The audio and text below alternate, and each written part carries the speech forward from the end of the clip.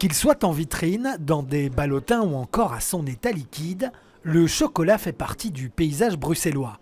Comme dans la famille Cornet, où on le travaille depuis 1890. Et donc ici, en fait, c'est le premier magasin que la famille a eu avec Édouard Cornet. Donc ça, c'est le grand-père de mon grand-père. Donc il a eu 7 enfants et 6 d'entre eux ont créé des chocolateries. Il n'y a pas que cette famille bruxelloise qui a marqué l'histoire du chocolat belge.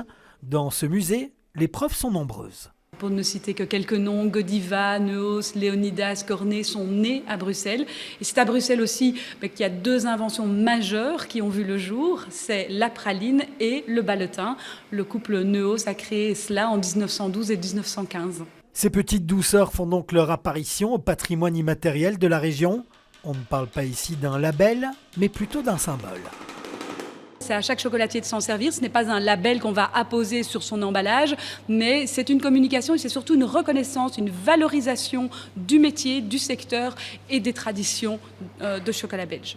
On essaye quand même de représenter la Belgique à travers nos chocolats et surtout Bruxelles. Et ça fait toujours plaisir d'être reconnu pour le métier qu'on fait, surtout avec une concurrence comme on a maintenant dans le chocolat. Un patrimoine immatériel, mais qui a un impact bien matériel. Le secteur à l'échelon national est un acteur économique majeur. Alors, le chocolat en Belgique représente 15 000 emplois et nous cherchons en permanence 1000 jobs à pourvoir et représente aussi un chiffre d'affaires de 8 milliards d'euros, dont 5,5 milliards à l'exportation. De retour dans la famille Cornet où on ne prépare pas que des pralines, mais aussi la relève. Et en fait, on a une petite tradition dans la famille, on crée à chaque fois un chocolat pour les enfants de la famille.